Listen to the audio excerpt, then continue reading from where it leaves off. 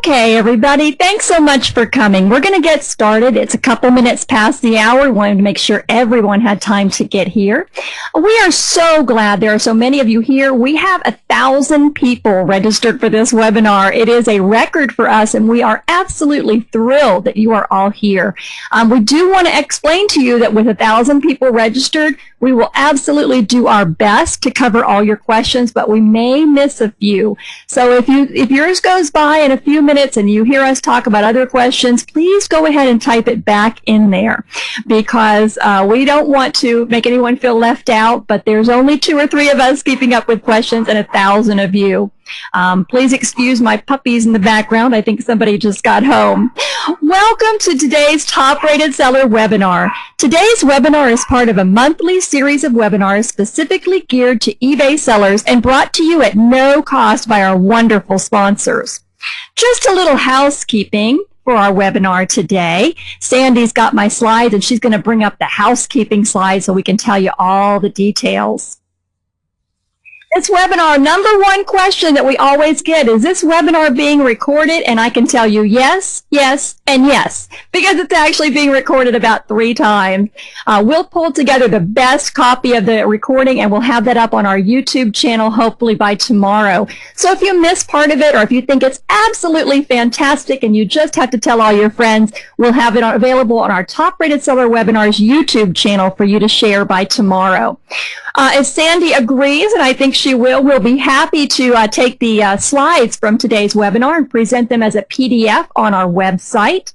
If you're having audio problems, I hear some people saying they're having feedback and that problem. If you're on the phone, sometimes you just get a bad line. You just have to hang up and call back in.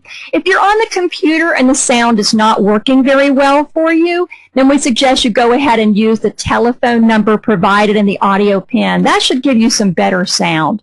We'll do our best, and we appreciate your feedback. We need to talk a little bit about staying connected with us. We have a brand new website. I see people asking for that website URL, and Sandy's going to show you that on the next slide. Here we go. Our brand new website is now located at pagemage.com/top rated seller webinars. Again, that is pagemage, pagemage.com/top rated seller webinars. And that's where you'll find our wonderful, beautiful new website. We thank our Chris Taylor for putting so much time and effort into designing this. This is where you can keep up with all the webinars we offer. As I said, this is a monthly series of webinars, and we will be having webinars on all different topics of interest to eBay sellers. So please go to pagemage.com/top rated seller webinars and sign up for our newsletter today.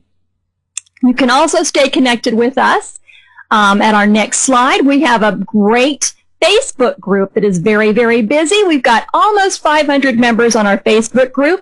You can find that at facebook.com/groups/TRS webinars. Again, we have almost 500 members of the group, and we're very proud to have been rated one of the top 5 eBay groups to help other eBay sellers by e-commerce bites in one of their articles. We're very proud of that, and we'd love to have you join us.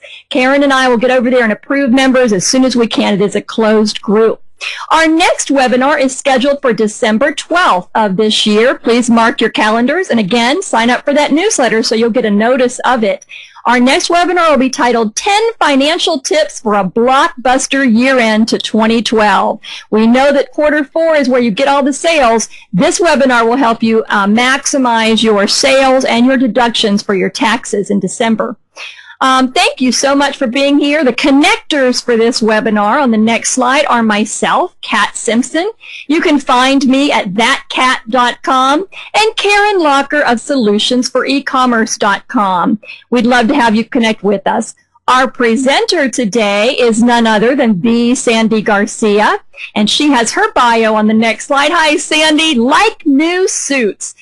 Sandy has been selling professionally on eBay since 2008. She's a silver power seller and a top-rated seller, and she is our Pinterest expert for today. We are very pleased to present Sandy Garcia as our Pinterest presenter.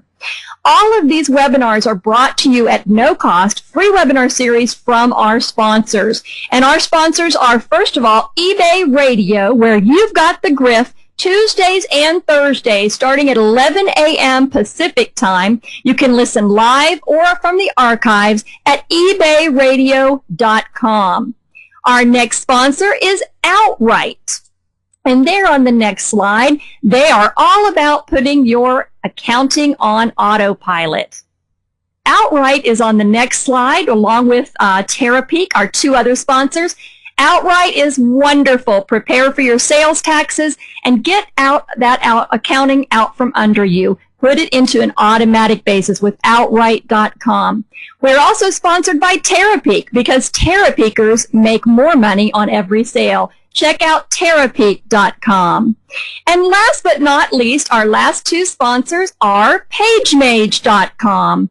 The next slide will show you PageMage, where you can make your eBay listing stand out to sell out. PageMage's newest application is called Smart Gallery. Smart Gallery lets you cross-sell items inside your listings. You can choose the exact items you want to promote. You can promote complementary products, advertise your most profitable ones, or even do other ideas of profitable. You can do all of this for free with Smart Gallery. And again, last but not least, our sponsor, Stamps.com. If you're selling online through multiple sales channels, shipping can be a headache, but not with Stamps.com. Stamps.com consolidates all of your orders so you can ship them out with ease. With one click, you can directly import all of your order data from the most popular online marketplaces, including eBay, Amazon, PayPal, and Etsy, plus the most popular shopping cart software. Thank you again to our sponsors for our fantastic webinar series that we provide free to all eBay sellers. And I think I've taken up enough time. Sandy, we're going to turn it over to you and let you tell us how to use Pinterest as an eBay seller. Thank you, Sandy. Thanks, Kat, and good morning, everybody. Welcome to Pinterest for eBay sellers. We've got a pretty tight agenda today, so I'm going to go ahead and get right to it. We've had some questions already about if this is for people who've never used Pinterest or for people who are already using Pinterest. And the answer is yes, it's for both of you. We're not going to go too in detail on teaching you. If you've never used Pinterest before, we will show you a couple of highlights. But because this is being recorded and you can download it later, what you can do is listen today, then go play with Pinterest, and then listen again, and you should get a lot more out of it that way. So what we're going to cover today is we're going to look at why people use Pinterest. We're going to see how Pinterest fits into an overall social media marketing objective. We're going to go through some best practices that you can use on Pinterest to promote your business. We'll look at some analytics options and third-party Pinterest services. And we're going to go into the new Pinterest business accounts, which just went live yesterday. We will take questions throughout the presentation. If you have a question, go ahead and send it over. And we will pause to answer those questions several times during the presentation. And we will take questions at the very end as well. Now, before we get started, I want everyone to let us know, are you already a Pinterest user, either for your personal or for business use? In a moment, you'll see a poll pop up on the screen, so go ahead and answer the question for that. Okay. Let's give it just a moment.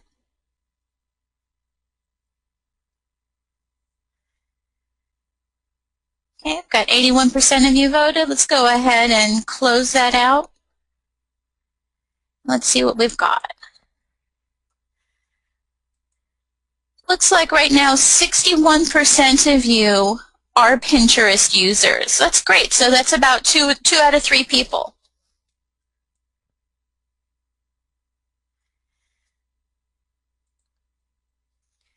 Let's go ahead into why do people use Pinterest? Actually, Kat, would you mind, let's ask a question. I want to know why everybody is using Pinterest. Great. Can you go ahead and facilitate that? Yes, yeah, if you would like to tell us why you use Pinterest or how you use Pinterest, just type in a one or two answer in the chat box. I think that's the easiest way. If you can find the chat box, great answer, because Janelle Elms told me to. Okay, that's in the, okay, great. Can you see the answers, Sandy, as they're scrolling in? No, I can't. Well, we've got drive traffic for my business and pleasure. I'm just browsing around, which is interesting, to promote my business and creative ideas, personal business, save things I want to refer to later. That's very interesting. Inspiration. Wow, they're just pouring in. Thank you all for the answers. Sandy, there's some really unusual answers in there, aren't there? There are. My favorite, I think, is because Janelle told me to. Well, you're going to love this one. Someone just typed in that they do it because they're addicted. Yes, I hear that. Okay, so what exactly is Pinterest? Well, Pinterest, it's where women go to plan imaginary weddings, dress children that don't exist, and decorate homes that we can't afford. So says Edna Newby, and I did pull this down off of Pinterest. Pinterest is much more than this, though. Pinterest is a time suck. It's true. I am addicted, and you will be too once you get rolling with it. But from a more practical business perspective, Pinterest is a way to organize and share your interests online, and you share them with both images and YouTube videos. Just a side note, it's specifically YouTube videos, the only type of video you can put on your Pinterest boards at this time. The mission of Pinterest is to connect everyone in the entire world through the things they find interesting, which is a pretty big challenge if you ask me. This is for those of you who are not familiar with what Pinterest boards are. A board is a set of pins, and pins, of course, are just the pictures or images or videos. A board is a set of pins with a common theme. And what you're looking at here is a snapshot of my personal Pinterest page. I have a Pinterest personal account which is separate and distinct from my business account. So these are themed boards. I have one for pizza recipes. I have a board because my friend said baby goats are the cutest thing ever, and I wanted to prove it, so I put pictures up about that. I've got drink recipes on another board, just a little bit of everything, but each board has its own theme.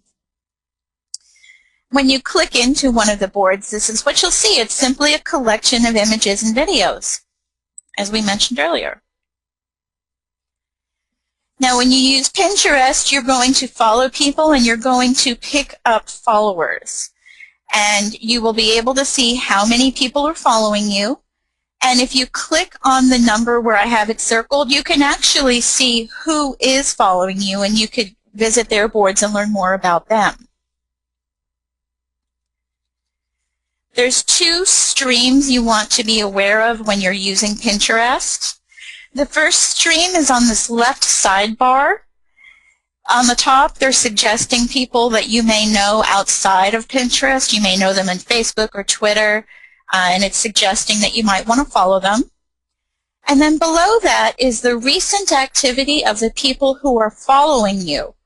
So this is a nice record. If somebody is repinning something that you've put out there, they're sharing it with their followers.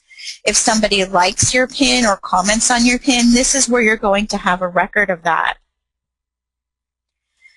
So that's on the left sidebar, and then the main center right area of the screen is your stream. So you are going to follow people much in the same way you follow people on Twitter or you friend somebody on Facebook. And whenever they have activity on their Pinterest page, it's going to appear in your stream or in your feed. The words are used interchangeably. And this is a great place to go to repin things and see what the people you're following are up to. Pinterest is pretty freaking awesome. It reached 10 million users faster than any other independent website in the history of the world. That happened in February of this year. It has 23 million unique users each month and generates 1.7 billion page views. As eBay sellers, this is a tremendous opportunity to get our products and to get our business brands out in front of a new audience. Just a piece of that action would be nice. This blows my mind. Pinterest is the #4 largest traffic driver in the entire world. Pinterest drives more traffic to websites than Yahoo, Bing, and Twitter combined. Pinterest is the red line on the graph here, and as I said, in February they announced it reached 10 million users, and if you'll see that spike in February, that corresponds to that. Interestingly, or should I say Pinterestingly, Pinterest is the #1 driver of traffic to marthastewart.com. They get more people from Pinterest than from any other site. Pinterest users have a lot of buying power. This, as retailers, is very important to us. ComScore did a survey to compare how much buying power the average internet user has, that's the red line across, that's at an index score of 100, versus some other social media sites. So the average Tumblr user has about 9% more buying power than the average internet user, and Tumblr is a microblogging site. Facebook users about 11% more, Twitter users 30% more.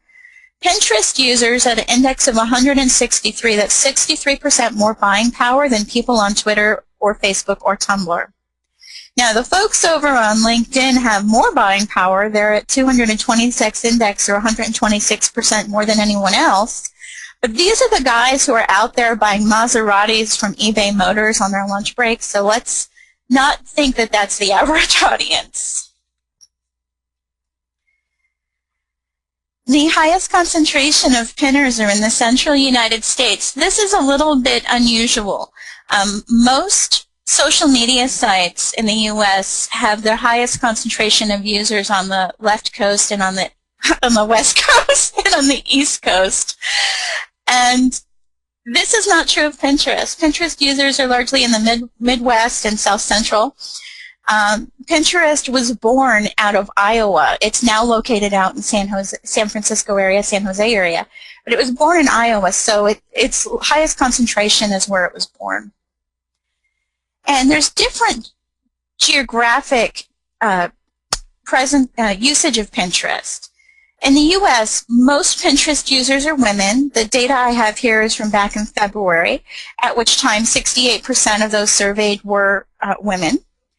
Half of all pinners have children, and almost a third, more than a quarter, almost a third of all Pinterest users in the U.S. have a household income of $100,000. As retailers, that's really important because they're people who have money to spend, so why not have them spend some of it with us? Let's get out on Pinterest where they can see it. What's unusual is that in the United Kingdom, most Pinterest users are well-to-do professional men that are young. They're between the ages of 25 and 34. Now, men and women use Pinterest. In some ways they agree, and that's great, and in some ways they use it differently. So I'm going to show you an example of how we use it both the same as women versus men, and as we use it differently.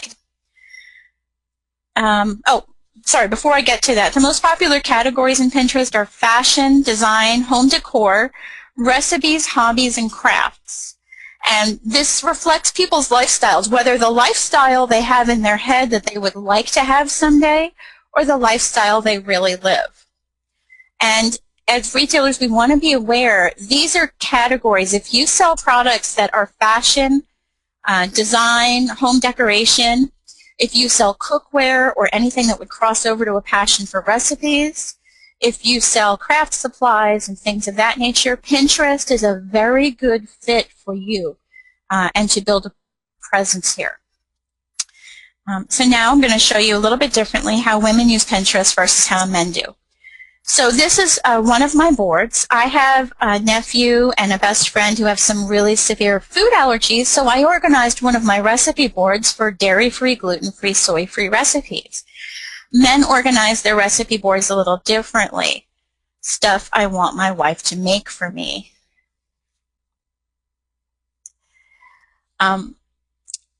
There's some commonalities across the board why people like to use Pinterest. They like to use Pinterest because it's fun and it's easy. And I've personally found that Pinterest is extremely intuitive. You can just click around a little bit and it doesn't take long. You get a sense of how to use it and how it works. Pinterest is about discovery, not search.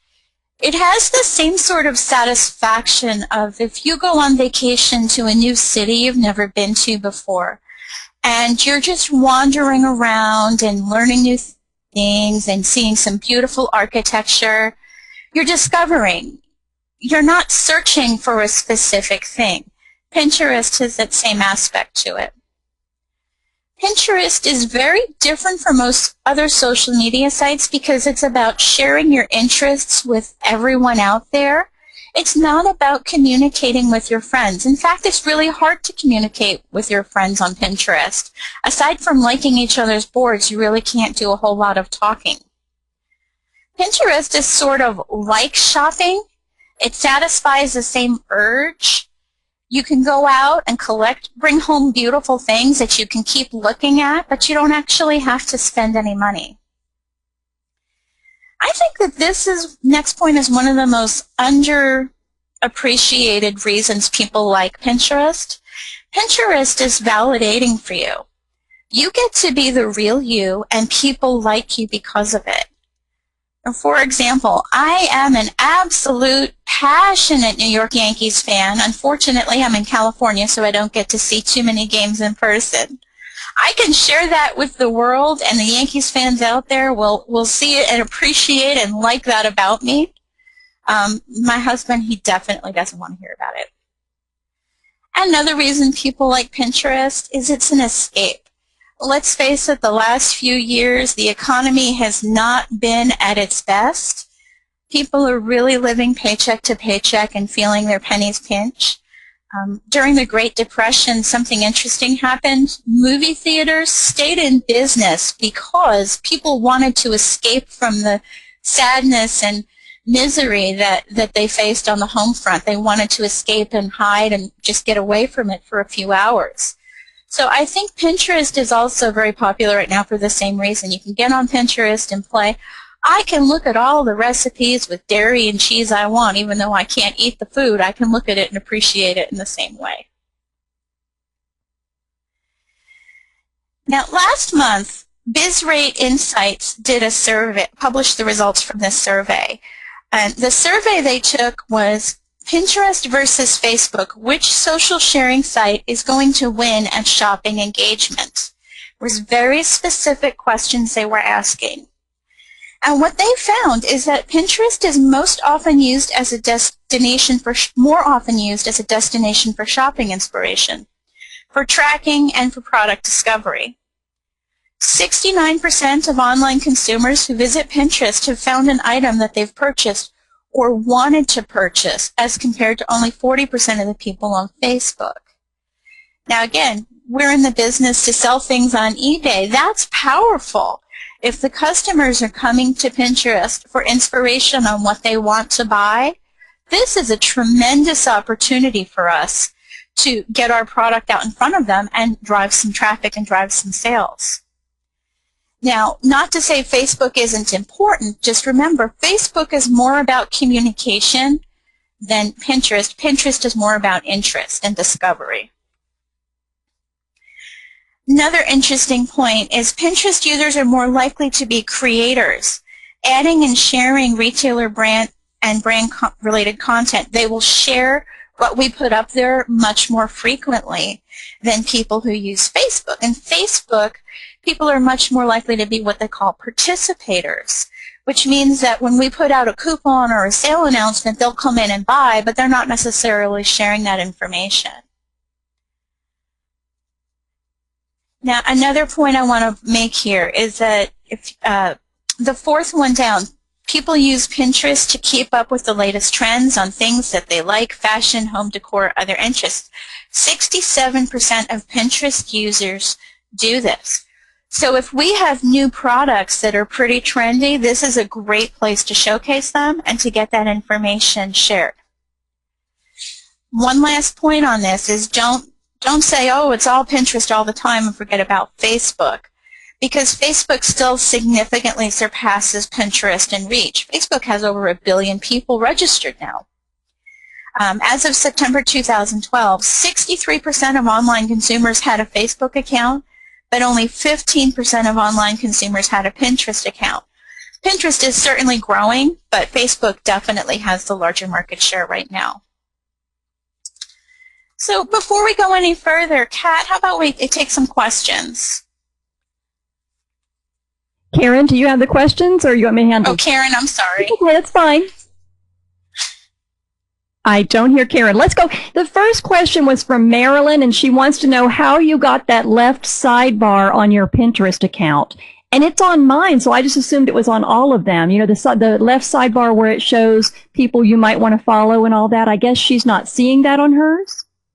The left sidebar should be on everybody's Pinterest account. What you want to do, you won't see it if you're on the screen where you're looking at your boards. But if you click the red Pinterest logo at the top center of the screen, it should come up. And if it doesn't, I would send a message into Pinterest support. Okay, great. Another person, Alexandra, wanted to know, she sells baby gifts. Would she be pinning those under baby or under gifts? We'll talk about how to use the gifts feature a little bit later, but I would probably pin it under baby or family. I'm not sure what the category is called. Fantastic. And then Eileen wanted to know if it's possible to change your name on Pinterest. Once you've opened an account, can you change your name? Yes, and that applies to business accounts too. Awesome. And the last question so far was from Joyce. Am I allowed to have more than one business account? Good question. And I think yes, but I'm not sure. Okay, we'll look. This is all new since yesterday. Right. We'll look that one up and get back with you on that, Joyce. Watch for our Facebook page and newsletter for that. Okay. Thanks, Sandra. Okay, great. Thanks. And we're going to go ahead now and move into how Pinterest fits into an overall social media objective. And I'd like to know from everybody, I'm going to put another poll up on the screen, which social media channels are you currently using to promote your eBay business? Actually, bear with me just a second. You know what? Go ahead and answer that in the question section. I apologize. I don't have that in the polls. Let's just get a few responses.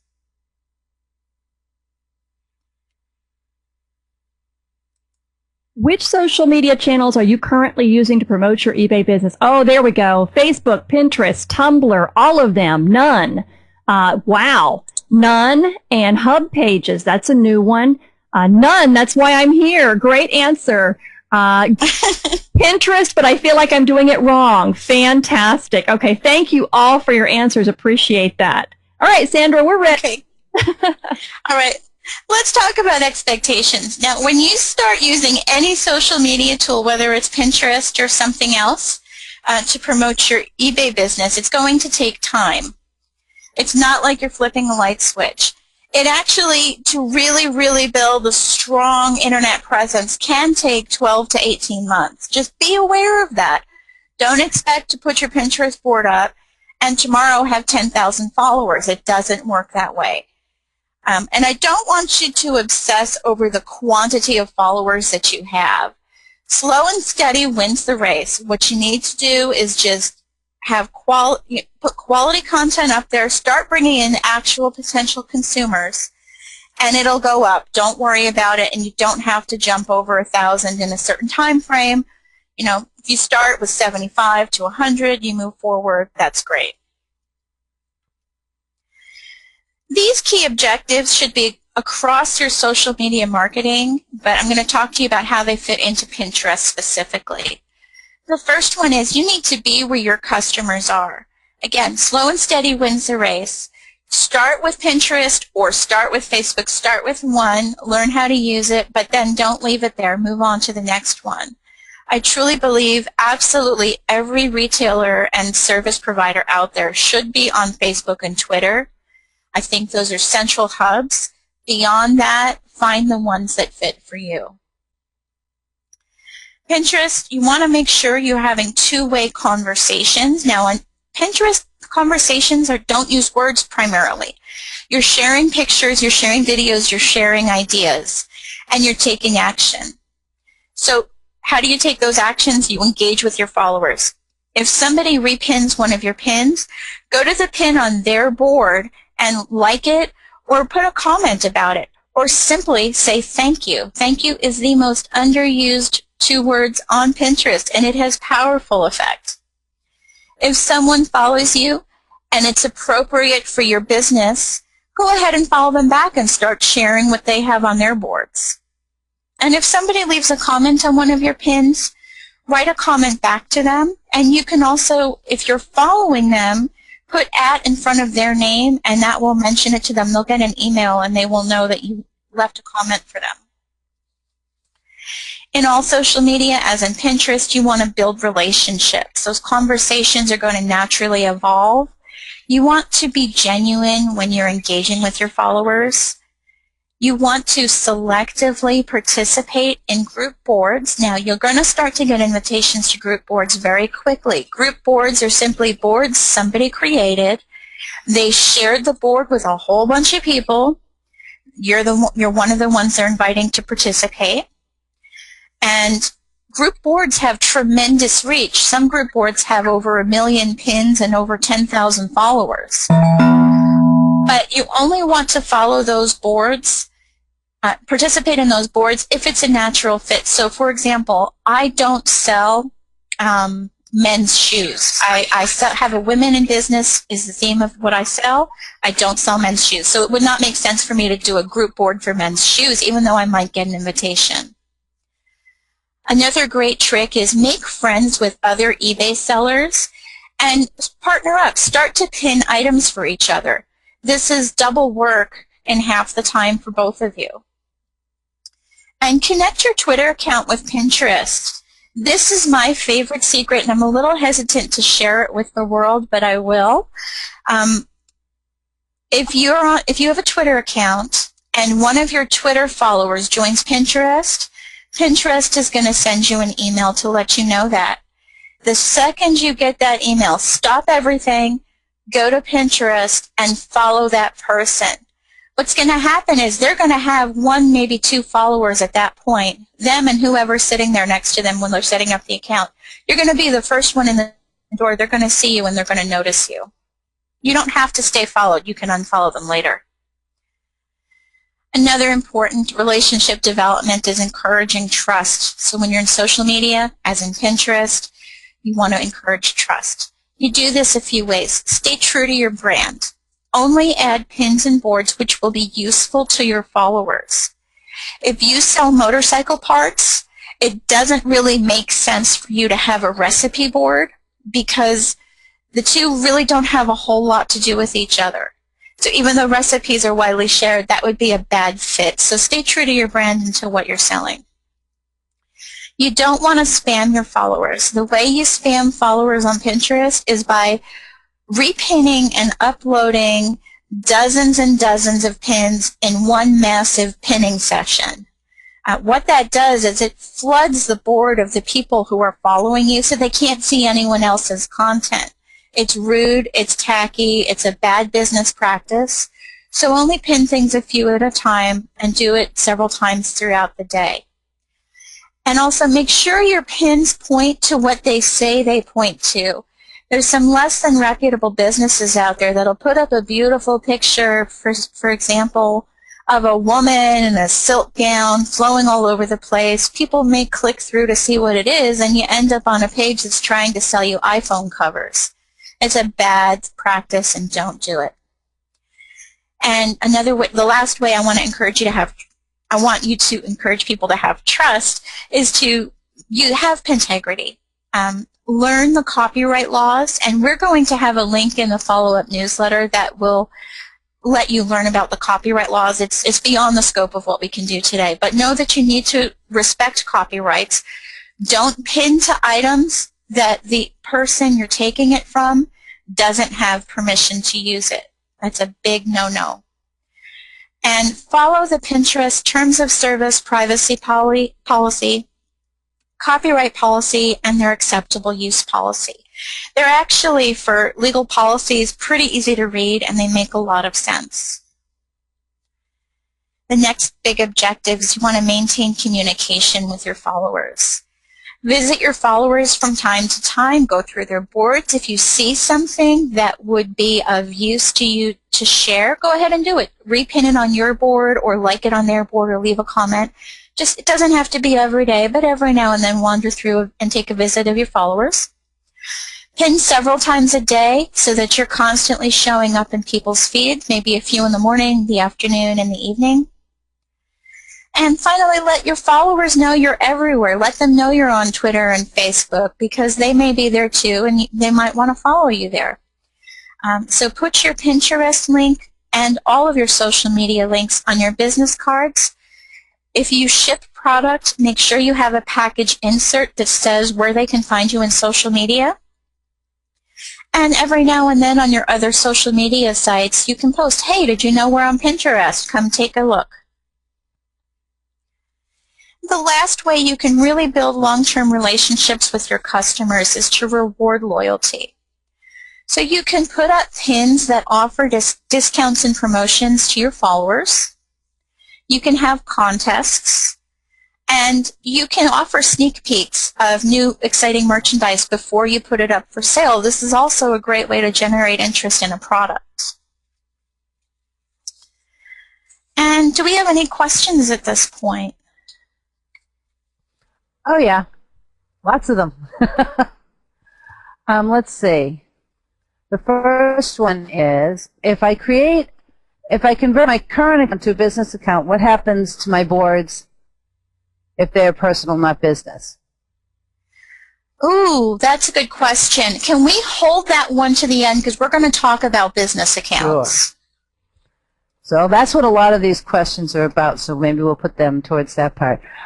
Somebody else wants to know if you can touch on the Twitter-Pinterest marriage again, explaining a little bit more about how those interact. Very simple. It's very simple. So if you put into your settings, you fill out your profile on Pinterest, you have an option to connect it to your Twitter account.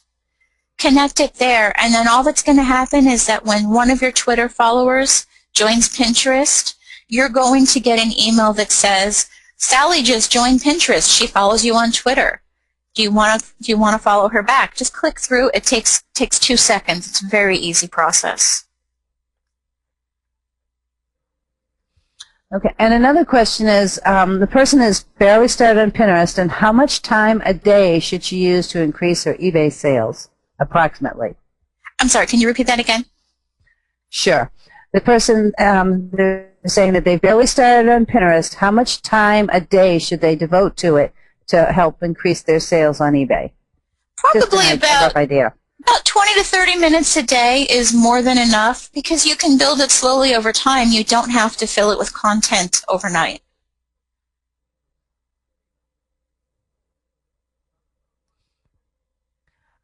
What is the value of following that person back, and what does that do as far as Pinterest? I think Danny's talking about with Twitter. Oh, well, the value is you're going to be their first follower. They're going to notice you. It's just about getting your brand in front of them and then getting them to follow you on Pinterest so they're following you in multiple places. Okay. All right? Yeah, I think that covers the questions because the rest of them are all business questions. Okay, great. All right, well, let's move forward then. So then we're going to talk about some best business practices. Number one rule of Pinterest is do not drink and pin. This is a big no-no. This also applies do not drink in Facebook, do not drink in Twitter. Not only will you make stupid spelling mistakes and things of that nature, you'll end up buying $300 shoes just because you saw Michelle Obama wearing them while you were tweeting during the DNC. I do speak from experience, so don't drink and pin. And can you go ahead, and we'll come back to this in just a minute, in the question box, just go ahead and fill in, do you have a social media marketing plan for Pinterest? We'll check in with everybody on that in just a minute. It's important that you do have a plan, and the plan doesn't have to be too detailed or too complicated. First, before you start working to build out your Pinterest board, think about it. What do you want to include in there? What information, what types of boards do you want to have? make a plan first, and it's much faster and much easier to move through it. When you're setting up your Pinterest for Business account, make sure you completely fill out your account information. You get to write a description for your business. Include keywords that you want Google to pick up so that you can be found by the search engines. And when you're ready, when you've got your boards up there, go ahead and organize them. You're going to now have 3 secret boards which you can use. And a little trick is to use those to keep track of business resources. For example, you may follow people about social media marketing so that you can learn how to be more effective. But you don't want your customers who buy your products to necessarily see that. So that's a great way to use the brand new secret boards that they just released this week. In terms of what to pin, I like to use what's called the 80-20 rule. 80% of your content should be things that you can share with your customer base, because remember, you're going to share common interests. 80% is let's learn and inspire from each other. And then 20% of it does need to be, aren't we cool, check us out, buy our stuff. And have theme boards for select products. It is important to make sure you have both. When I first started, I was very hesitant to put the 20% of what I'm selling up there. Eventually, I remembered, oh, that's why I'm doing this in the first place. So it's important. If you're a business, you're being honest about the fact that you're a business. Let them know how they can shop from you if they like you. And when you're pinning, you want to make sure you have a balance of fresh, new, original content that you're putting up there. And you want to have repins that you're sharing from your followers. The repins build good engagement, goodwill with your follower base. The new original pins are actually the most likely to get repinned. So both are important. And don't forget to add video. Hardly anybody does, and it's a great way to stand out. You have no choice in the matter. If you are on Pinterest, your photos must be brilliant. Bad pictures are going to give a bad impression to people who visit your page. So learn how to take high-quality pictures.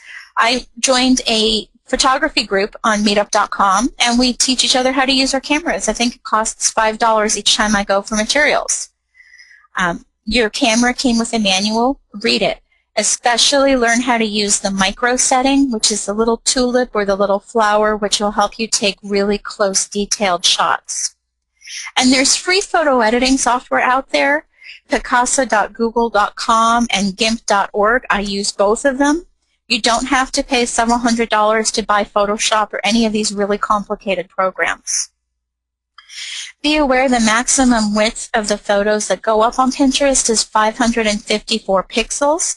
If you upload a picture that is narrower than 554 pixels, it is going to be it's going to put a gray bar on each side, and your picture will be smaller than the pictures around it.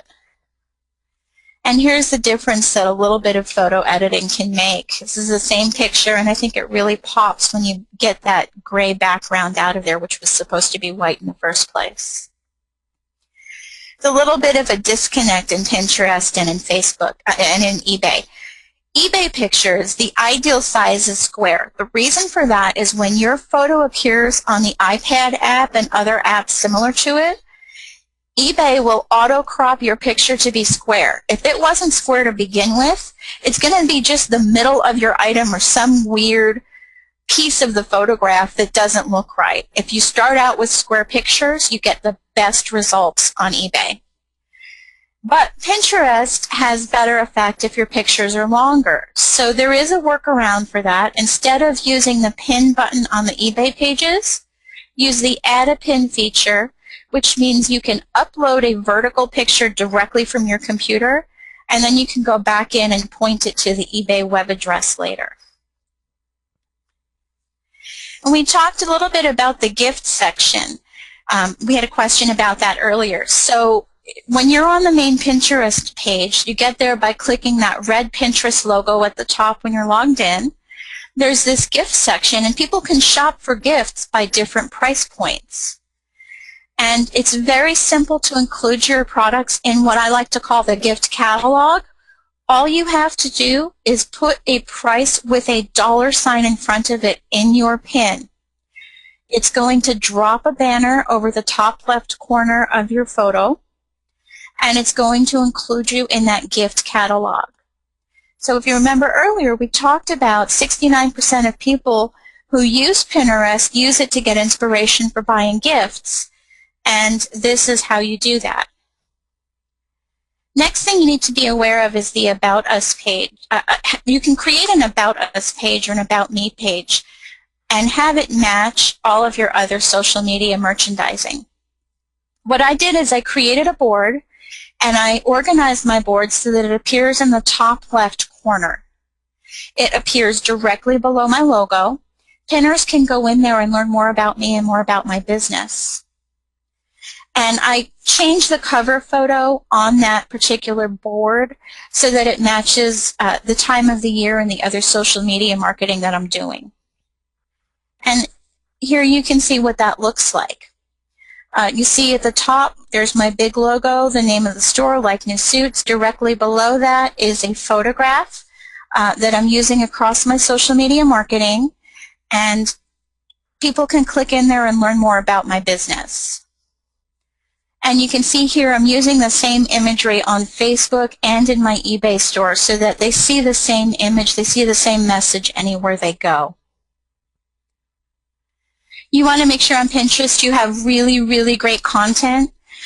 Anything you share over social media, photos, images, audio, text is content. Best content is going to get shared more quickly. And memes, infographics, how-to instructionals, inspirational quotes, and recipes are all very popular and more likely to be shared. Here's a couple of samples. A meme, now a meme, very simply, anything that gets shared from person to person on social media is a meme.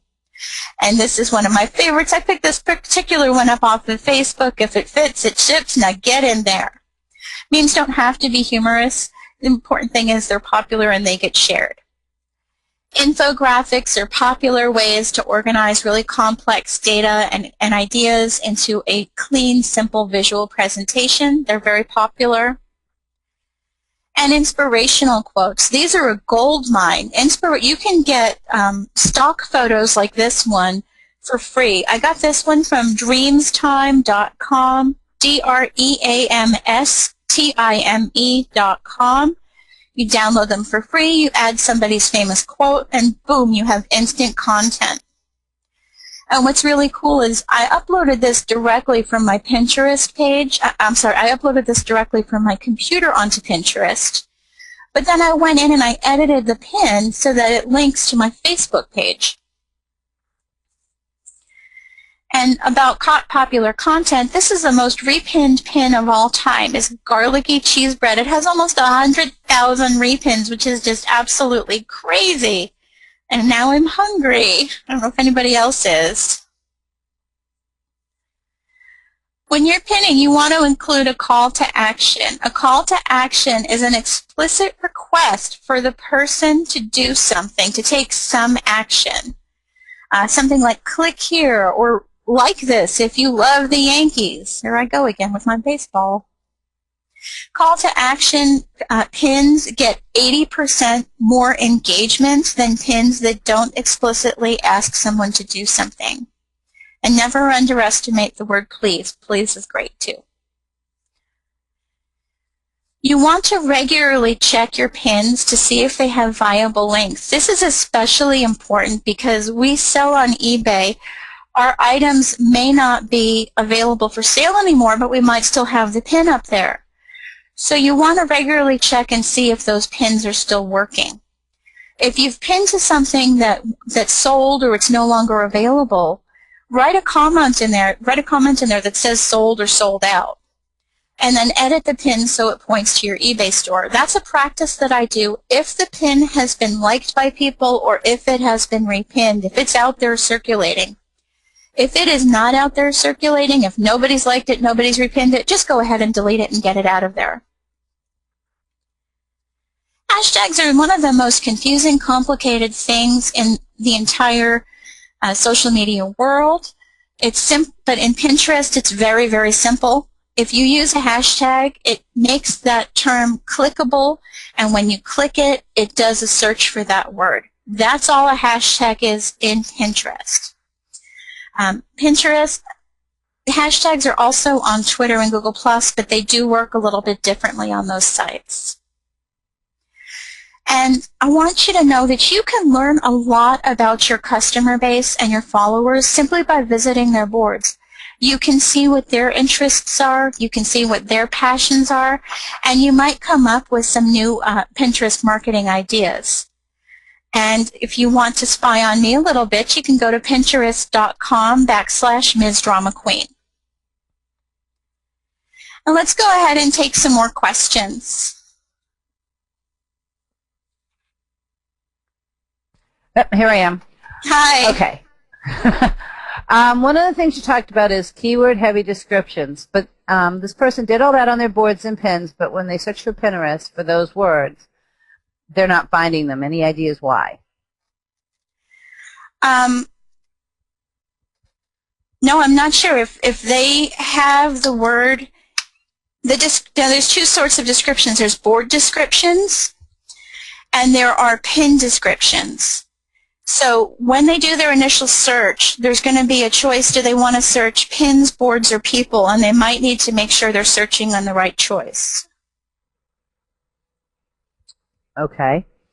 The next person's question is, when they first went in, they put too many pins on right away when they didn't know what they were doing. So how did they go in and get some off? If you edit a pin, click on the pin, and then when you hover over it, you'll see a gray box that says Edit pop up. Click on that Edit box, and then from there you can delete the pins you no longer want. Okay. Is there a downside to pinning original art, copyright, etc.? Pinning original art? Not as long as you have the copyright to use it. If it's your original art, you are the copyright owner. That's no problem. But if it's someone else's, you have to have their permission. So what kind of policy do they have for pinning pictures? Does Pinterest have a specific policy? Pinterest has 4 very specific policies, one of which is on copyrights. So I encourage everybody who is using this as a business practice to read those policies. There's too much to, I mean, I could sit and read them to you, but you have to know all the information in there, so go and read the whole policies. Okay. The next one is, how do I effectively organize a board when my items for sale are varied? From baby items to electronics to HVA, would it be better to have a board for each area, mixing products available with info pins? Just right products would get lost in the mix. So let me see if I understood that correctly. So they have very broad product base? Yep. Okay. That's going to be up to each person to discuss and to decide. It's hard to say. You need to, perhaps there may only be certain products that they want to feature on Pinterest. You want to make sure that your boards have an overreaching theme to represent your business, and if that overreaching theme is anything and everything under the sun and you build your business that way, then just have very specific boards that relate to each individual interest. Okay. This other person is in the UK, and they want to know if they want to appear in the gift section, do they need to quote their price in US dollars? Oh, this is interesting. Thank you. I'm so glad to hear this question. The $, also the £, will give the same command. So those are the only 2 currencies supported. But if they're selling items in pounds and charging people in pounds, just use the £, and it will show as pounds. It won't show as dollars. That's the only other currency supported. Cool. All right. I'm trying to get the questions I already pulled, plus see all the new ones coming in. If you edit a pin, do those edits go to all the repins? I hope so. I actually have been trying to find that out myself, and the answer is I hope so. I have not been able to find a concrete answer. Another one is, do you have to have an eBay store to use social media marketing? No, absolutely kind of not. general. It's the easy, because you can point to specific items with your pins. You don't have to point to your eBay store. And Okay. if you sell something that had a lot of activity and it's been passed around, what you can do is instead of pointing it to an eBay store homepage, you can point it back to your About Me page. Okay, ladies, Chris wants us to let everyone know that we're going to go ahead and finish the presentation so that you guys can get out of here around if you have to at 2. But we will stay around as long as Sandy has a little extra time and answer Q&A. And what we don't get to Q&A here on the call, we will do a Q&A on our website and on the Facebook group. So I hate to cut you ladies off, but let's move on, okay? No problem. I just want to make you aware that there are third-party services out there that can give you some more information that Pinterest doesn't necessarily make available. The first two that I have listed here, Reachly, which is formerly Pinnerly, they just rebranded, and Pinfluencer, you can go through these services and upload your pins through these services. What that does is it lets them give you tracking information. They can follow how many times particular pins have been repinned, what's your most popular pin, what are your most popular keywords. So the more you're doing this, you should subscribe to a service such as this so that you can do it as effectively as possible. Learn from your last pins what's going to work best in the future. And then there's Repinly and PinPuff, and these two services are kind of fun. They will give you a Pinterest score, and you can see how your score is comparing to the average pinner. Now, the score is simply a measure of how much repinning activity, how much liking, how much commenting are you getting. So don't feel too terrible if it's not a super high score early in the process. And two services that can help you create great images for Pinterest, Polyvore.com and Lookza.com. Polyvore helps you create collages with multiple photos, and Lookza.com is a way to create what I like to call a vertical film strip, almost of 4 different, actually as few as 2, as many as 12 different images which you may have in your eBay listing. It pulls your pictures out of your eBay listing and creates this nice vertical, so all the different shots appear in the same pin. And just be aware that right now you cannot schedule pins ahead of time. You can't sit down on a Saturday and schedule your pins to launch for the rest of the week. You need to have patience. The API, that's a data tool, was released by Pinterest so that developers could offer that service. Then they took it away. They will be releasing it again, but they're just making some changes before they do so.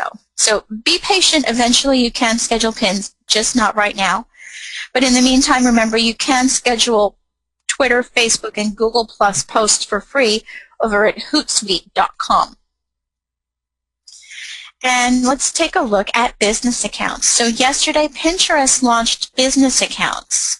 This is not a big deal. You don't have to worry too much about what this means. Fundamentally, it means Pinterest now knows you, the person, are not a person. You, the person, are now a business. They can tell the difference between business accounts and personal accounts. That's the fundamental change. Inherent in that fundamental change is there are now 2 terms of service. There's a shorter version for personal accounts. So they've taken that really long one and abridged it drastically. And now businesses have a much longer version. I read it last night. I think it's like 5 or 6 pages. You need to read those both. You can convert your existing personal account to a business account, and you absolutely want to do this, and you want to do this today. It takes less than a minute, and it's important because this way you're going to have access to business tools they will not release to the general public. Converting to a business account is simple. Go to this website, business.pinterest.com, and you're going to get this landing page. If you have an existing account, push the great big red button in the middle of the screen. If you are new to Pinterest, you join right below that great big red button. When you push the big red button, you're going to land here. It may prompt you to log in first. So you have very simple questions. A lot of the information on your personal account is going to auto-populate, so a lot of these fields will already be filled in. You're going to have to just basically answer 3 questions. First, you're going to have to choose a business type. We sell items, so we're retailers, so you choose that retailer button. And they're going to ask who is the contact at the business and what is that contact's email address. This may be you, it may be the same information, it may be not. They're giving you a chance to fill that in. The rest of that in the middle is going to be auto-populated. Scroll to the bottom, agree to the terms, click the button, and you're done. I did it yesterday. As I said, it took less than 60 seconds to go through the whole process. And when you land, you're going to see there's some nice tools at the bottom. You can verify your website, you can start pinning, you can drive, ideas on how to drive traffic and ideas on how to grow your office. These are only going to appear on this page once. When you move past this page, if you look on the top right corner where your icon is, it says Like New Suits, and there's a little drop-down arrow. The only difference functionally between a business account and a personal account, you'll have one extra option on that drop-down arrow, and that'll be to pull these things back up at the bottom of the screen. Verifying websites sounds scary and impressive all at the same time. All it really means is that you've proven to Pinterest that you own the website your Pinterest profile points to. Now, bear in mind, my website is likenewsuits.com. It points to my eBay store. I don't own eBay, therefore I cannot verify my store. It's not a big deal. You're not going to lose business because of it. People will land on eBay. They will trust eBay. You don't have to worry. It's not going to hurt you that you can't verify. Now, if you have a standalone e-commerce store that is not attached to eBay or Amazon or Etsy or any of the other services, if you have a standalone site that you operate, or if you have a blog that you point to, you can verify those. And the instructions are very simple and very easy to follow. These are fundamentally the changes. So as a business account, you're going to have easier access and easier instructions to use the tools that will help drive people back to your Pinterest page. You're going to have simple instructions. How to use the pin it button, how to install it, the follow button. You can now have your Pinterest profile appear on your blog or your standalone website, and you can also have boards appear on your blog and your standalone website, and they'll tell you how to do that. They're going to give you access to upcoming features. They'll give you some case studies, what certain businesses have done that really is effective, and you can learn and read those and learn from them. And then some more best practices and what works if you're trying to promote your business on Pinterest. I went through those yesterday. There's great information there. I encourage everybody to, once you register as a business, which you will do today, to go through and start reading those tools. And that's everything I have for today. So thank you, everyone, so much for coming. I have some follow-up information on my blog. One thing you may find interesting is the anatomy of a pin, which is 4 really detailed instructional screens on what each piece of a pin is. I have that up on my blog, which is growmyebaybusiness.com. You can also visit me on Pinterest, Facebook, and Twitter. And I do teach social media marketing both locally and online, and I'm available to do that. If you'd like to learn some more information, my email is sandy@likenewsuits.com. And thank you so much, and let's get to some more questions. And we have plenty. Let's see if I can scroll through and find them all. I was copying and pasting them. They came fast and furious. Let's see. The last ones about the business accounts, Karen, were pretty good. They want to know, AA wants to know if there's any downside to converting the business account. The downside is if you don't convert, you're going to miss a lot of cool tools. There's no downside. What if you have a mixture, though? But what if you have a big mixture of personal and business pins? What I would recommend that person does is create a new blank business account or a new blank personal account, they're going to have to decide what direction to go and how they want to do it, and just start separating them. Create duplicate boards on the new account and then repin everything over to that new account and delete it from the first account. That's my best suggestion. They're going to have to go through and manually carve them out, create 2 separate accounts. Now, what if we have some people, Kat and I know of, and other people in the group, have more than one business? Do we create different business accounts for each business? That's a great question. I can definitely see the value in creating a business account for each brand, if you will. For example, if somebody has like me, where I teach and I teach social media and I instruct in it, I may want to create a brand which is Sandy the Teacher, and keep that separate from Sandy Like New Suits, and keep that separate from Sandy the Crazy Hippie, who has her own personal board. I can definitely see. I did not see anything in the terms of service that prohibits that. Okay. How do I add a pin it button on my website listing so people can pin my items to their board? On a standalone website? Mm-hmm. The instructions are really clear and easy in Pinterest. I don't know off the top of my head how to give those instructions, but that's one of the new business tools. As soon as you switch over to a business account, they make it very simple for you. Okay. Should we refrain from adding pinners to boards through invitations? What I think this is referring to is when you create a board, you can invite people to pin on your board. And I think that's a good practice. It's a great way, if you're careful about who you're inviting. A lot of eBay sellers are great people but have lousy pictures, and you want to make sure that whoever you're inviting to participate in a board with you is going to have the same aesthetical quality and put the same type of content up that you are, so that the board maintains its integrity. Okay. Now here's the question that would be good for you to address. This person sells 5,000 plus items on eBay. Can I do pins in bulk, or do I need to pin each item individually? To the best of my knowledge, each item individually. Okay. And you wouldn't want to bear in mind, you don't want to flood 5,000 pins at once. You want to do it over time, because otherwise it's a bad pinning practice. That's what I was just going to ask. Follow up to that, Trish was also asking if they could delete pins in bulk. Not that I'm aware of. Okay. Also, you don't want every product you sell. You do not want every product you sell to be out there. Think of Pinterest as a storefront window. You have a few really interesting and exciting things out front, but what you're trying to do is entice them into your store. You want them to come in and see what else you have.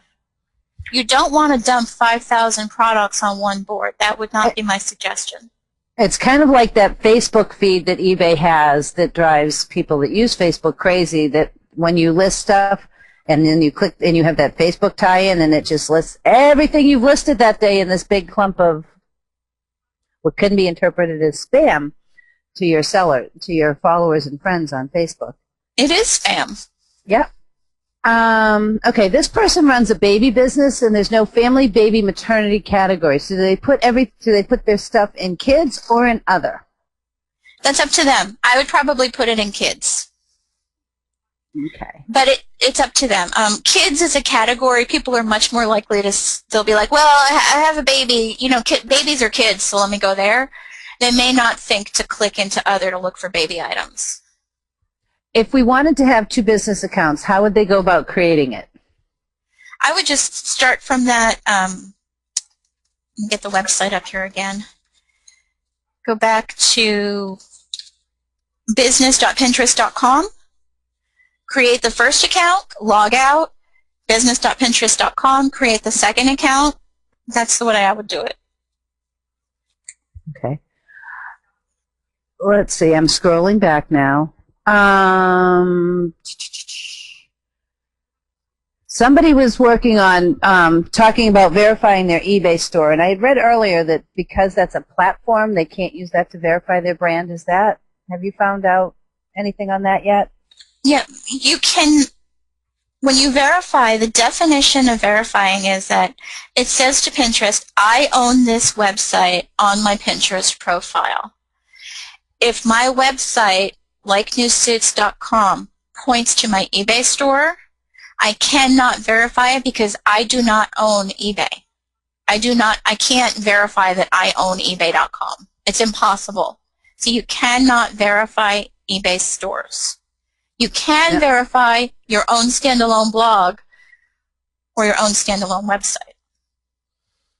And I know I read something earlier today that Lisa Satoro, she was talking about people that have redirects, that there's some way that with a redirect, because you own that, but you have to have it hosted somewhere to be able to do it. I'll see if I can find it, and I'll put it in the Facebook group. I'm still scrolling back. Can you have 2 users for one business account? Well, the business account, you can give the login to anyone because all the posts are going to be from the same person. Now, in Facebook, you have different levels of administrative access. Pinterest does not have that. You're either in or you're not in. That will probably change over time, but they're just starting yesterday. So right now, just share the login with anybody that you want to post for you. And keep in mind, now that it's going to be separate from your personal, that takes a lot of the, concern over doing that. Okay. Another question. When you were recommending some of those third-party sites for analytics and stuff, which one do you recommend? I personally use Repinly, which used to be, I'm sorry, let me back up. They just changed the name. It used to be called Pinnerly, and literally they changed the name just in the last couple of weeks. They were beta testing invite only. I'm not sure if they're open at this point to the general public. Bear with me just a second. Sorry. While you're looking, Sandy, one of the people in the chat room mentioned another interesting tool. He says that he has been able to schedule pins using a website called Pingraphy, PINGRAPHY.com. So that's another tool for folks to check out. Not heard of that one. All of these sites will eventually have the scheduling feature, just to know that. Not sure how they're doing that. I'll check that out myself. So the one that I'm using now is called Reachly, REACHLI.com. And that lets me have analytics which are similar to Facebook Insights, so I know the activity of unique pins, I know how many people are reading them, how many people are repinning them, which are the most popular. Now, Repinly and PinPuff work a little bit differently. Repinly and PinPuff kind of give a measure of how popular, of what are popular pins and how popular are you as a pinner as compared to other people. So they have a little bit of a different approach. And I think we're actually getting close to wrapping up the questions. Another one was Pinterest, Facebook, and Twitter. They're new to it all. Where do they start? Where do they start? I would start with Pinterest because it's the simplest one to use. It's the one that's most ergonomically designed. It's very intuitive. And get a feel for it. Pictures are easier to work with than words all the time anyway. Get a feel for Pinterest first, then move to Facebook, then move to Twitter.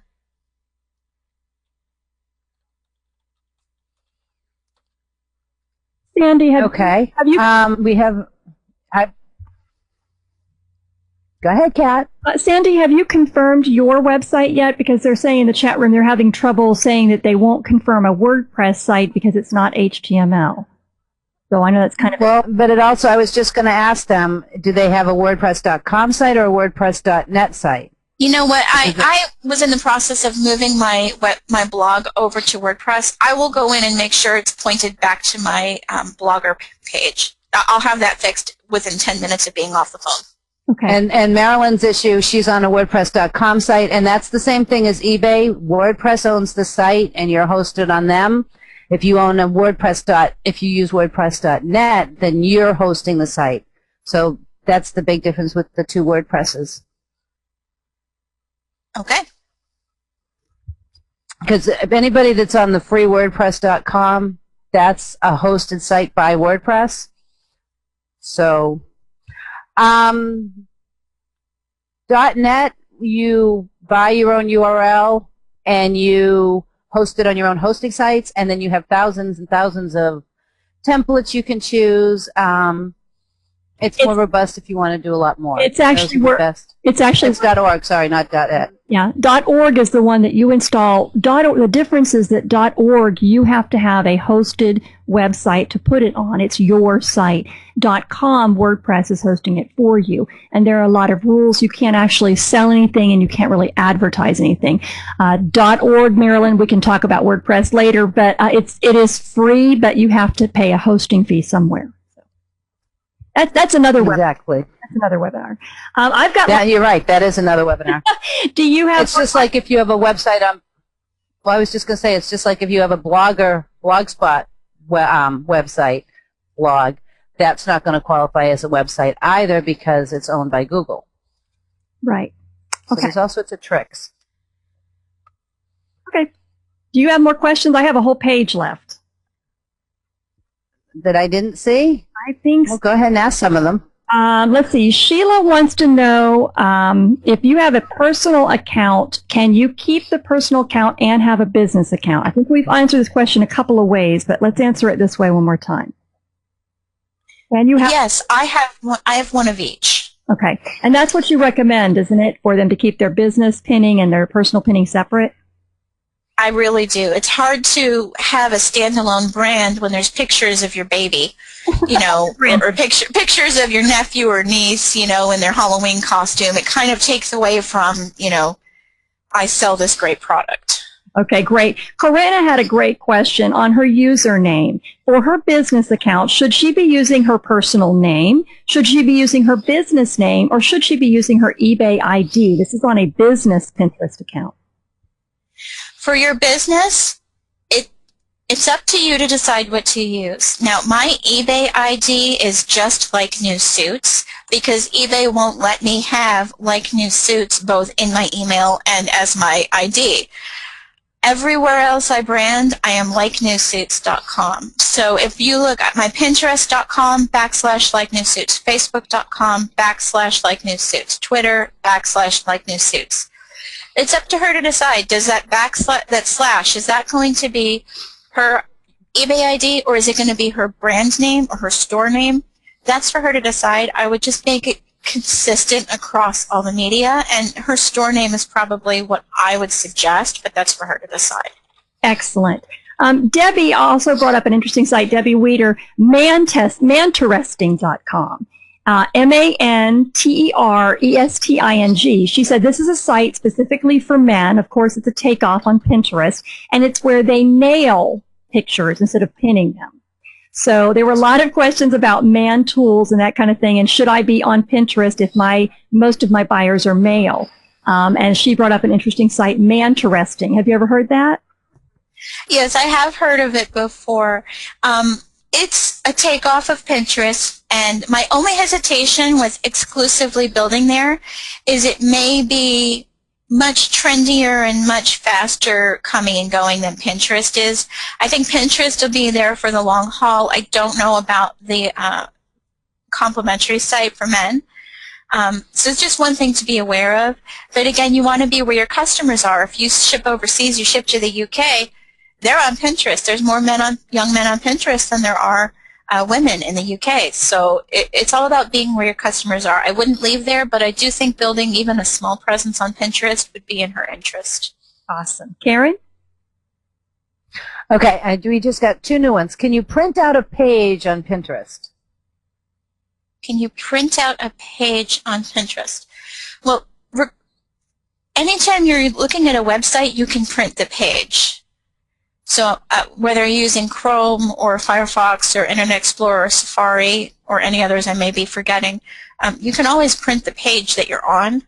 But there is not a way to print a pin. You'd have to do a screenshot and then do a photo edit afterwards to print it as just a picture. And anybody that has Windows 7 has a program called Snippet, which makes it really easy to cut and copy, do a screenshot of just a small portion of a page. So the next question we have is, will they be able to get copies of the slides? We're putting the entire webinar up for folks, and I can put some select slides up on the blog. I suppose I could do a slide share. I have to look into setting up an account for that. I have an account. We can put that on ours. It'll be fine. And also, there's another way of just putting the slides and saving them as a Adobe Acrobat PDF. Thank you. And that will work if you're willing to share. We had a couple other questions way back in the beginning. I think you mentioned contests at one point. And so AA was asking about contests. How do you do a contest on Pinterest? Contests on Pinterest, first of all, you want to make sure you have a pretty big follower base to start, or else it's just going to fizzle and it's not going to work. So I would say you probably want to have at least 1,000 followers before you try a contest. And what a lot of companies do is you get people who use Pinterest, you open up boards that they can pin, and they pin ideas. So it might be, you know, what's your best idea to decorate a baby's room? You happen to sell baby clothing, so it's a nice crossover. And, you know, you have a prize for whoever uploads the best picture of a baby room design, something along those lines. There's a lot of material out there on contests, which is much more explicit, can give you case studies. So I would just Google Pinterest contest, and you'll get a lot more concrete ideas. But that's kind of a sample of how it might work. Okay, great. Another one of the older questions was, how do I, and it came up again later, how do I pin something I find that's interesting on the internet when there's no pin it button?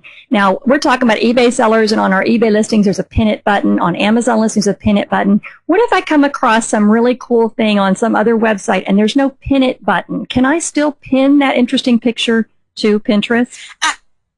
Absolutely, as long as you're sure the person you're pinning it from has the permission to use that image. That's the most important thing. And if you believe they have the right to use that image, I get a lot of material for fashion off of Vogue.com. They don't have a pin it button. So what I did is I installed their pin it tool. It's a little bookmarklet tool that lives in your toolbar of your browser. And if you go, when you're on Pinterest, in the top right corner, there are 3 buttons. It says Add, Plus, About, Plus, and then a little drop down with your option with your picture there. Go to About, and there you can access the tools that you can install that bookmarklet on your toolbar. Then anytime you're on a website, you just click that button on your toolbar. It's going to give you a menu of every photograph on that page. You pick which one you want, and you can pin from right there. Awesome. Okay. Here's another one. If I comment on someone else's pin and they are not my follower, how can I see any follow-up comments? Every pin is extremely public. If a pin is out there with comments on it, the whole world can see it. So just go back and take a look. Okay. Are the iPads, it just moved on me, I was reading it and it moved. Are the iPads having good enough pixels for pictures? I think she means the cameras that are in the iPads. So can she use her camera, her iPad camera, to take a picture? Will that be a good enough quality picture for Pinterest? It depends on which iPad she has. The first generation iPads don't have cameras. The second generation iPads have cameras, but they're not the best quality. The third generation iPads have great cameras. So yes, you can, but you'll have to do a couple of test pictures depending on which iPad you see to see if you're happy with it. Great. Okay. Someone else is saying the pin it button doesn't work on Facebook. Any other ideas? You can't pin from Facebook. It violates Facebook's policies. They're a little selfish when it comes to that. Adam? Go, Karen. I am. How do you get your pins published on the main page of Pinterest? The ones that show up on the main page before, and this is the page nobody is logged in. You've never been near Pinterest. You've never logged in, and it's just your Pinterest.com landing page with no account tied to it. Those are trending pins of the moment. They constantly change. Those are pins that are they're very new. They're very frequently repinned and commented on and liked and shared, and you can't control it. You just have to have a pin that's great and amazing and captures their attention. Great. There's several questions that came up over the course of the webinar about artists and copyright and all that, so I'm going to kind of put those together. Joyce, one of our listeners, is actually an artist, and she's concerned, how do I protect my copyright on these original things that I've painted? And I'm putting pictures of them up on Pinterest. How do I protect that? And then Diane was concerned about folks, can they steal my pictures when they're up on Pinterest? And Leanda was asking, how do I give photo credit, and is that enough for using a picture? So lots of questions about copyright and people stealing pictures. What would you talk about on that basic concept, Sandy? Well, let me actually answer those specific questions. So the first question is, how can I protect my original art? And I would say put a watermark on it that says copyright and your name. It doesn't have to be it doesn't have to be invasive on the picture itself, but have a watermark on there, and that's how you can be sure you protect your own copyright. And then the second question was, I'm sorry. People stealing my pictures from Pinterest? Can they? Well, they'll have. Happens. That's actually addressed in the Pinterest terms of service. And if you put something up on Pinterest, you are granting Pinterest the right to distribute and let people copy, edit, change, do whatever they want to it. Again, that's why the watermark is important to protect your original art. Okay, great. Same question. They're saying, remember we told them how to use the gift category. If they put a price in there, their item goes into the gift category. This listener is saying that she's putting the price in, but it's not showing up in the gift category. Is it possible she's putting the price in incorrectly or something? What advice can you give her? The format varies. Well, first of all, you have to have words in the description of the pin, not in the description of the board, but actual words in the description of the pin that those are good, strong keywords that people will be using to find your item. So have good, strong keywords in the description of the pin under the picture, and put $, the dollar amount, 0.00, or £, the amount in pounds, 0.00, and it should appear. If it is not, follow up with Pinterest. Let's see. Can I put my own photos on Pinterest? Absolutely. Use the Add a Pin feature. And okay. Struggling with pinning Facebook. Twitter works, but every time we try to connect our Facebook when logging in on Pinterest, it won't connect. Is that a known problem? It's not one that I'm aware of. I would shoot an email to their tech support. Okay. Another question is, how do I put a watermark on photos? You can do that with any photo editing tool. GIMP.org is one you can use. Google, Picasa with Google, I believe you can do it. Any simple photo editing tool, you can just overwrite text. Right. That's what they were asking about text also. So you can do text just like you saw, and you can do the watermarks, the same thing. Yes. Okay. Let's see. How do I know if my photos on eBay are good photos? Just look at them compared to your competition. So just see, do your pictures look good? Use your own judgment. Do you see better pictures out there? Compare it to what else you see out there. Ask people. Ask your friends. Say, you know what? Give me your honest opinion. Is this a good picture? Now, someone is talking about the pin it link that's in their toolbars. And I was going to ask you if there is a bookmarklet for Pin It, like there is for like Hootsuite and a lot of the other ones, that it's in your browser bar, so when you're on a website page, you can just click. Yes, that's exactly what the pin it button is. The book, there is a pin it bookmarklet. Go to the About section on Pinterest, and you can. It has instructions on how to install it. I've also uploaded a YouTube video, so if you go to YouTube and go how to install pin it button, you can actually watch people do it. Okay, we're at 2:30, and Sandy, the compliments are chiming in. Karen, do you have any questions we definitely need to get to before we go, or should we wrap up? It doesn't take too much of Sandy's time. Well, the only other one I'm seeing is, can people take your pictures from Pin It and use it in their own store? So, like, if you have a really good picture of an eBay item and somebody else has the same item, can they steal your picture that way? They have the technical ability to do it. They could certainly download it and upload it into eBay. Doing that violates your copyright if you haven't, if you haven't given them permission to use it in eBay. So again, if you put a watermark on your pictures, that can help deter that behavior. Okay, and like I said, and then in all honesty, that happens. You can also complain to eBay, report it to eBay. Yes. Yeah, I was going to say that happens all the time. I mean, people do take pictures and use other people's pictures, and it happens. It's part of the problem with the internet world. Just be grateful that it was so wonderful. They're copying it. And listen, Sandy, guys, check out Sandy at her blog at growmyebaybusiness.com.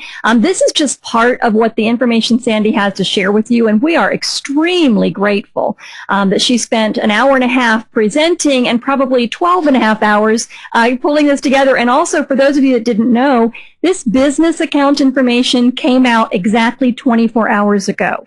And Sandy spent all night going over it so she could help you set it up the way she did. So Sandy, some of the comments, brilliant webinar. Thanks so much. My head hurts. There's a lot of info here. Thank you so much. Great webinar. Really appreciate this. So Sandy, they really, really appreciate you. Again, we will have the video recording up on the Top Rated Seller Webinars YouTube channel. We will get a PDF of the slides to put into the Facebook group, and make sure you're on our newsletter. When Sandy and Chris co-author their Pinterest guide from this presentation, we'll get that out to you also. You can sign up for the newsletter at pagemage.com/Top Rated Seller Webinars. And you can find our Facebook group at facebook.com/groups TRS webinars. And again, go check out Sandy at pinterest.com/like new suits and repin a couple things. Make her day. Right, Sandy? Thank you so much, Kat. That would be awesome. All right. We'll see you guys next month, and we hope to see you on the Facebook group in just a few minutes. Bye-bye, everyone.